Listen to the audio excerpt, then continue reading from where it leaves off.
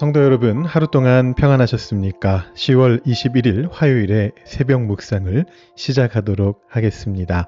오늘도 주님과 함께 동행하실 수 있는 하루가 되시도록 저도 기도하고 여러분들께서도 기도하시면서 오늘 하루를 시작하시기 바랍니다. 오늘 우리는 마태복음 27장과 28장을 읽게 됩니다.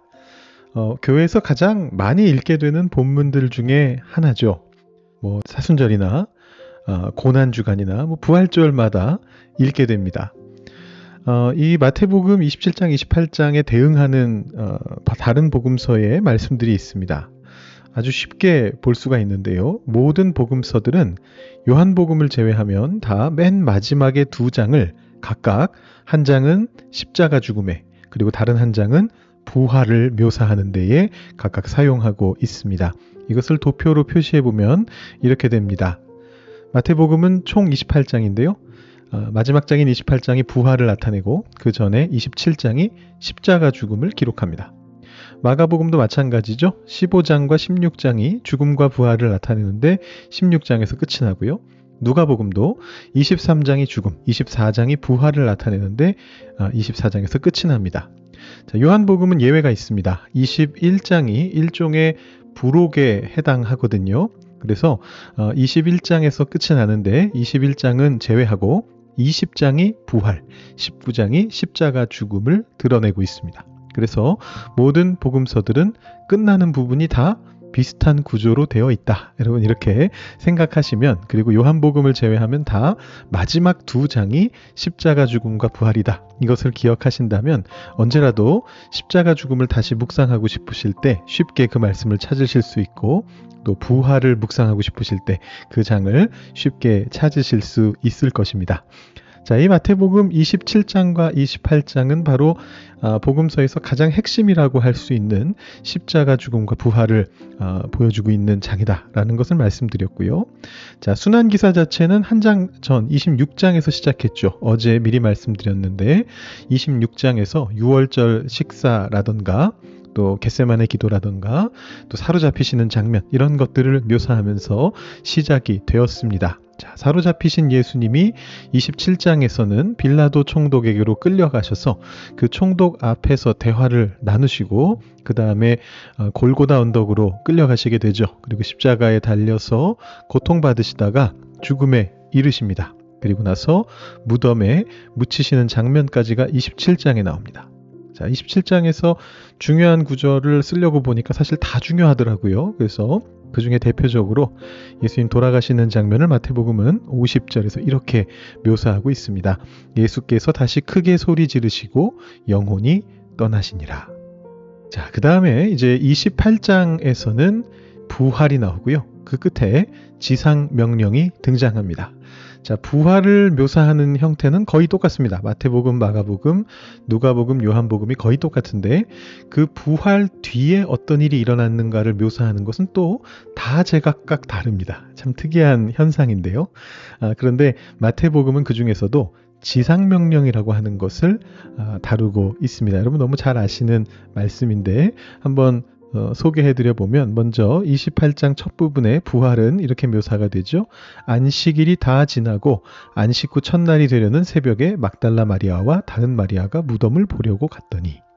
자, 이 구절은 이제 약간 토씨는 바뀌겠습니다만 마가복음 15장 1절, 누가복음 23장 1절, 요한복음 19장 1절에서 다시 반복될 겁니다. 똑같이 묘사가 됩니다. 자, 그런데 그 뒤는 좀 다르다고 말씀드렸죠. 마태복음은 16절에서 11제자가 갈릴리에 있는 예수님이 지시하신 산에 도착했다, 이렇게 말을 합니다. 다른 복음서하고 조금 다르게 되어 있습니다. 그리고 거기에서 예수님께서 바로 이 말씀을 하시죠. 제가 조금 이따가 묵상 때 들려드릴 거라서 굳이 읽지는 않아도 될 것 같고, 앞에 눈으로 보시면 18절부터 20절까지 마지막 절에 바로 예수님께서 하나님의 권세를 가지고 이렇게 모든 사람들을 제자로 삼으라는 명령을 내리시는 그 장면이 묘사가 되고 있습니다. 자, 그렇게 해서 28장으로 마태복음이 끝이 나고요. 여러분들께서 오늘 27장과 28장 십자가 죽음과 부활을 묵상하시면서 오늘을 경건하게 보내실 수 있으면 좋을 것 같습니다. 자, 방금 말씀드린 대로 저는 28장 16절부터 20절 말씀을 묵상했는데 그 내용을 여러분들께 나눠 드리겠습니다. 먼저 말씀을 봉독해 드립니다. 11 제자가 갈릴리에 가서 예수께서 지시하신 산에 이르러 예수를 배웁고 경배하나 아직도 의심하는 사람들이 있더라. 예수께서 나와 말씀하여 이르시되 하늘과 땅의 모든 권세를 내게 주셨으니 그러므로 너희는 가서 모든 민족을 제자로 삼아 아버지와 아들과 성령의 이름으로 세례를 베풀고 내가 너희에게 분부한 모든 것을 가르쳐 지키게 하라. 볼지어다 내가 세상 끝날까지 너희와 항상 함께 있으리라 하시니라. 아멘.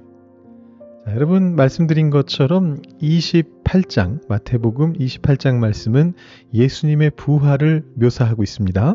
앞부분은 다른 복음서와 동일하게 여자들에게 먼저 나타나시고 그리고 제자들에게 나타나신 그 모습을 묘사하죠. 자, 그런데 그 다음은 다 다르다고 말씀드렸잖아요.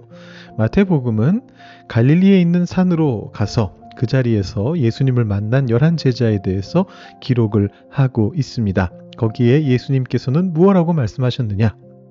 아까도 말씀드린 것처럼 너희는 가서 모든 민족을 제자 삼으라. 엄청난 대단한 명령을 내리셨습니다. 이 대단한 명령을 우리가 어떻게 부르느냐 하면 대위임령 혹은 지상명령 이렇게 부릅니다.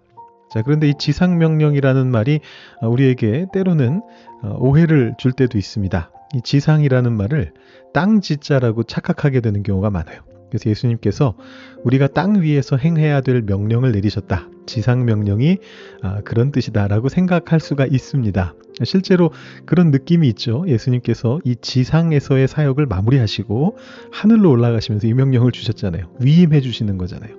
지금까지 예수님이 지상에서 하셨던 일들을 이제 제자들인 너희들이 하라 이렇게 말씀하시는 거라서 다들 이 지상명령이 그런 뜻인가 보다 이렇게 생각할 수가 있습니다. 그런데 사실 이 지상명령은 사실은 최고의 명령이다 그런 뜻입니다.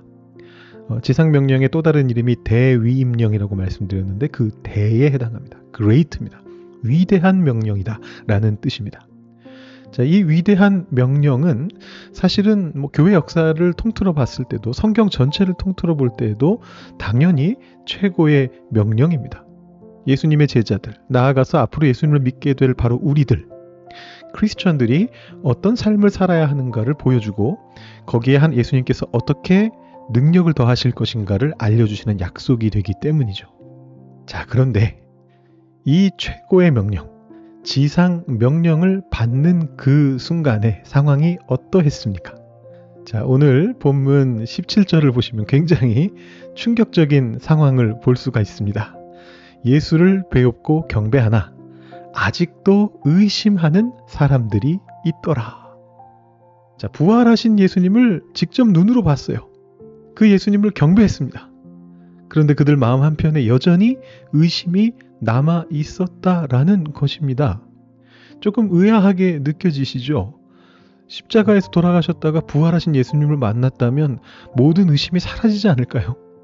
이제 그 예수님을 따라서 예수님이 하라는 명령대로 우리가 살아가기만 하면 모든 것이 다 하나님 뜻대로 잘 이루어질 거라는 그런 어떤 믿음이 벅차오르게 이렇게 나오지 않았을까요? 근데 제자들은 아직도 의심했다라고 그렇게 이야기합니다. 자, 이것이 어찌 이들만의 이야기이겠습니까? 우리도 마찬가지입니다. 우리도 어떤 삶의 거대한 슬픔과 고통 앞에서 부활의 능력에 대한 회의에 빠지게 될 때가 있습니다. 과연 부활의 능력이 무슨 소용인가? 예수님을 다시 살리신 그 부활, 앞으로 머나먼 미래에 우리가 죽음을 경험한 이후에 다시 되살아날 거라는 그 부활, 그것이 나의 지금 이 순간의 어려움 속에서 그것이 무슨 의미가 있는가라는 그런 생각이 들 수가 있습니다. 우리의 솔직한 모습입니다. 제자들도 마찬가지예요. 부활의 소식을 듣고도 엠마오로 도망치듯이 내려가고요. 모든 것을 확인하고서도 절망해서 다시 고기나 잡으러 바닷가로 돌아갔습니다. 부활하신 주님을 직접 만난 그들조차 부활의 능력을 자신의 삶에서 어떻게 경험해야 될지 몰라서 방황했던 겁니다. 그것이 의심의 모습으로 나타난 것이죠. 제가 지난 여름에 수요신앙 강좌 온라인으로 하면서 의심 사용 설명서 말씀드렸는데요. 정말 이 의심이라고 하는 것은 우리 인간에게 있어서는 너무나도 솔직하고 당연한 반응입니다. 특히 이 부활이라고 하는 거대한 신비 앞에 선 인간은 이렇게 반응할 수밖에 없다라는 것입니다. 자, 중요한 것은 이 반응에 대해서 예수님은 어떻게 반응하시느냐라는 것입니다. 예수님은 제자들의 의심을 책망하거나 그들의 믿음이 온전해질 때까지 기다리지 않으셨습니다. 오히려 그 의심하는 제자들을 향해 나아오셔서 교회 역사상 가장 위대한 명령과 약속을 주십니다. 18절과 19절에 이렇게 나와 있습니다. 하늘과 땅의 모든 권세를 내게 주셨으니 그러므로 너희는 가서 모든 민족을 제자로 삼아라. 20절에 이렇게 되어 있습니다. 볼지어다 내가 세상 끝날까지 너희와 항상 함께 있으리라. 어떻게 의심하는 이들이 이 엄청난 사명을 감당할 수 있습니까? 그 근거는 20절 말씀입니다. 내가 너희와 세상 끝날까지 항상 함께 있으리라. 그 예수님은 어떤 분이십니까? 18절에 하늘과 땅의 모든 권세를 받으신 분이에요. 그러니까 이 능력의 근거는, 이 사명의 근거는 제자들의 의심이나 믿음에 있지 않습니다. 예수님의 권세에 있고요. 그 예수님께서 권세를 가지고 우리와 함께 하시겠다고 말씀하신 그 약속에 있는 것입니다. 예수님은 부활하신 후에 요란하게 세상 권력자들 앞에 나타나지 않으셨습니다. 대신 가장 절박하고 슬픔에 잠겨 있었던 여인들에게, 소망을 잃고 낙향하고 있었던 제자들에게, 실패감에 빠져있던 베드로에게 찾아가셨습니다. 그리고 오늘 본문에서도 여전히 의심하고 있는 제자들의 한가운데로 찾아오셔서 그들과 함께 하시겠다라고 그렇게 약속하십니다. 성도 여러분, 부활의 능력을 경험하고 싶으십니까? 내 안의 모든 의심이 사라질 때까지 기다려야 되는 것이 아닙니다. 오히려 부활의 능력은 나의 의심과 연약함에도 불구하고 가라 말씀하시는 그 주님의 명령에 순종하여 발을 내디딜 때 경험하게 되는 것입니다. 우리 이 말씀을 이렇게 두 가지로 적용해 보면 좋을 것 같습니다. 첫 번째로, 부활의 능력은 나의 완벽한 믿음이 아니라 주님의 약속으로부터 나온다라는 것을 기억하십시오. 어떤 의심이 들더라도 하나님께서, 예수님께서 우리와 항상 함께 있으시겠다, 세상 끝날까지 함께 있으시겠다라고 약속하셨던 그 약속을 꼭 붙잡으실 수 있으시길 바랍니다.